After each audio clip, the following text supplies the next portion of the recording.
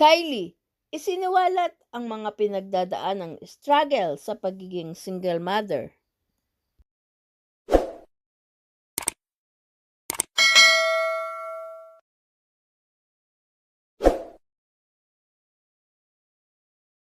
Sa kanyang social media account, buong pusong ibinahagi ng magandang aktres na si Kylie Padilla ang kanyang struggle sa pagiging single mother.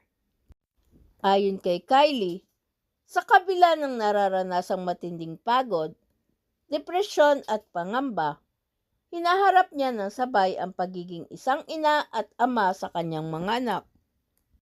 Ayon pa kay Kylie, sinisikap niyang laging iparamdam ang pagmamahal sa mga anak at ibinahagi ang mom guilt na nararanasan niya para sa mga ito.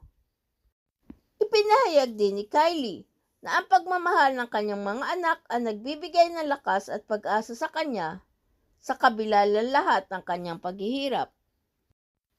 Ibinahagi din ni Kylie ang nararanasang hirap sa pagganap ng parehong papel ng ina at ama, maging tagapag-alaga at tagapagsaway, tagapagtanggol sa anumang panganib at pati na rin ang laban para sa sarili. Single motherhood is the hardest.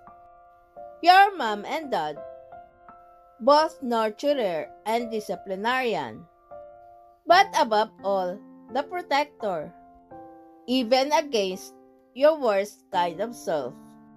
Absolutely exhausted, but must always be available to regulate their emotions for them, even when you don't know how to regulate your own.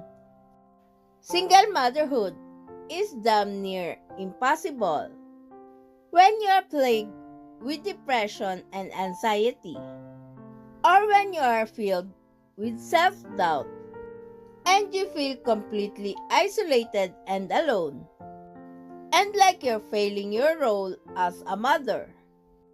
Mom guilt is the absolute worst, because missing out is the worst. All you can do is make the small moments count. Let them know at every moment you can that you love them, and pray to God one day they will grow to understand you did your absolute best, even at your worst. Being a single mom means trying to make everyone else look good, while you settle to become annoying and repetitive, and taking in that pain of knowing that you needed to be tough, praying to God they would someday understand. Mama was crying too when you were throwing that tantrum. Mama was praying for you to grow tough and strong. Mama was praying for you all along. Mama can't wait for the day when she tells you the truth, that it wasn't Mama that was the superhero. It was the complete opposite, that it was their love that kept saving her. It was them that was Mama's superhero. Kylie Nicole Padilla.